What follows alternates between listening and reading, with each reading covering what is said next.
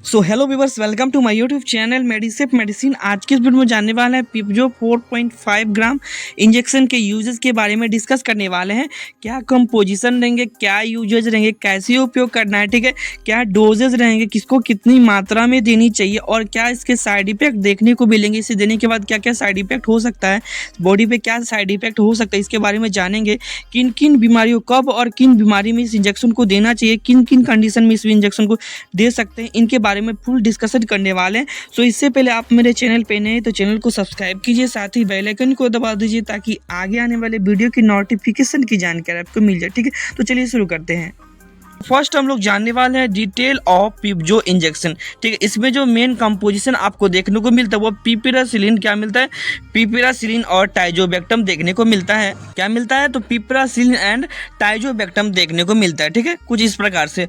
ठीक है, तो पिपरासिलिन एक प्रकार का जो पेनिसिलिन ग्रुप ऑफ एंटीबायोटिक्स होता है और बीटा लैक्टमेज इनहिबिटर दवाइयों के कैटेगरी में आता है। क्या होता है, तो बीटा लैक्टम इनहिबिटर दवाइयों के कैटेगरी में आते हैं। ये दवाइयाँ जो होती है, ये दवाइयाँ एंटीबायोटिक मेडिसिन होती है। क्या होती है, एंटीबायोटिक मेडिसिन, यानी बैक्टीरियल इन्फेक्शन के खिलाफ लड़ने वाली ये मेडिसिन होती है। ठीक है, ये केवल इंजेक्शन फॉर्म में ही आता है, ये टेबलेट फॉर्म में नहीं आता है। यानी जिसमें अगर पिपरासिलिन और टाइजोबैक्टम है तो वो केवल आपको इंजेक्शन फॉर्म में भी आता है। इंजेक्शन यूजेस, तो this injection only use for IV, यानी इस इंजेक्शन को केवल आईवी ही दिया जाता है, इसे इंट्रामस्क्यूलर नहीं दिया जाता, इसे केवल इंट्रावीनस नस में ही दिया जाता है। ठीक है, इसे इंट्रावीनस ही दिया जाता है। तो इसे क्या क्या यूजेस के बारे में जान लेते हैं। Next, uses of Pipzo injection. इसका जो उपयोग होता है, पहले मस्ट बी डाइल्यूटेड आईवी, यानी इसका आवश्यक होता है कि आप इसे आईवी ही दें। ठीक है, इस इंजेक्शन को आईवी ही दें। ठीक है, तो इसका क्या क्या उपयोग होता है, जैसे कि बैक्टीरियल इन्फेक्शन के कंडीशन में इसका उपयोग किया जाता है। साथ ही एब्डोमिनल इन्फेक्शन, पेट में किसी प्रकार का संक्रमण हो जाता है तो उस कंडीशन में इसका उपयोग कर सकते हैं। और इंटेस्टाइनल इन्फेक्शन, आंतों में सूजन हो जाना, ठीक है, ब्लॉटिंग होना, दर्द होना, तो उस कंडीशन में भी इसका उपयोग किया जाता है। सूजन के इन्फेक्शन के कारण जो सूजन हो जाती है उसमें भी इसका उपयोग किया जाता है। साथ ही यूरिनरी ट्रैक इन्फेक्शन हो जाना और वुंड्स इन्फेक्शन, घाव जिसे संक्रमण हो रहे हैं, ठीक है, वुंड्स के कारण जो इन्फेक्शन हो गए वहां भी उसका उपयोग किया जा सकता है।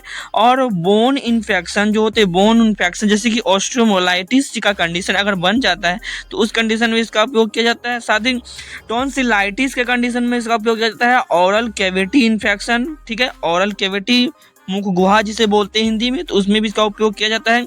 ओटाइटिस मीडिया, यानी ईयर इन्फेक्शन, यानी कान संबंधी इन्फेक्शन हो जाता है तो भी इसका उपयोग किया जाता है। नेजल इन्फेक्शन, नाक संबंधी अगर किसी प्रकार का संक्रमण हो जाता है उसमें भी इसका उपयोग किया जाता है। लंग्स इन्फेक्शन के कंडीशन में इसका उपयोग कर सकते हैं। साथ ही स्किन रिलेटेड डिजीज, यानी स्किन इन्फेक्शन में भी इसका उपयोग किया जाता है। ठीक है, ये पिपजो इंजेक्शन जिसमें पिपरासिलिन और टाइजोबैक्टम देखने को मिलता है। टाइजोबैक्टम एक प्रकार का केमिकल साल्ट होता है और पिपरासिलिन भी एक प्रकार का केमिकल साल्ट होता है। ठीक है, तो चलिए इससे क्या डोजेस होते हैं, डोजेस को समझ लेते हैं। तो डोजेस ऑफ पिपजो इंजेक्शन, इसको किसको कितनी मात्रा में देनी चाहिए तो इसके बारे में जानते हैं। तो फॉर बेबी के लिए जो बेबी को जो डोज दिया जाता है वो एज और वेट के अकॉर्डिंग दिया जाता है। क्या दिया जाता है, एज और वेट के अकॉर्डिंग दिया जाता है। उस हिसाब से अगर बेबी में मैक्सिमम डोज कितना देना चाहिए तो आप 15 से 20 mg तक mg पर kg के हिसाब से दे सकते हैं। क्या दे सकते हैं, तो 15 से 20 mg पर kg के हिसाब से दे सकते हैं और उसे प्रत्येक 6 से 8 घंटे पे इसे पुनः रिपीट किया जा सकता है। ठीक है, और अडल्ट व्यक्ति में बात करें तो मैक्सिमम डोज जो होना चाहिए वो 1000 से लेकर के 5000 mg तक दे सकते हैं। ठीक है, 1000 से लेकर के 5000 mg तक दे सकते हैं। नॉर्मल कंडीशन में आपको 1000 mg ही काफ़ी देगा। बाकी अगर कंडीशन थोड़ा सीवियर है तो उस कंडीशन में आप इसे 5000 mg तक दे सकते हैं या फिर उसके बीच वाले भाग को भी दे सकते हैं। और उसे प्रत्येक 6 से 8 घंटे पे इसे पुनः रिपीट किया जा सकता है, प्रत्येक 6 से 8 घंटे पे। इसे कुछ साइड इफेक्ट होते हैं, इसके बारे में जान लेते हैं।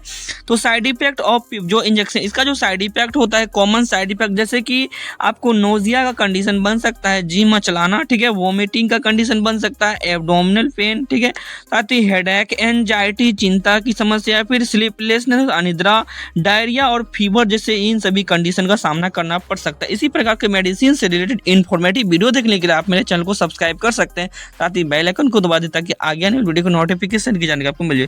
Thanks for watching my video. जय हिंद, जय भारत।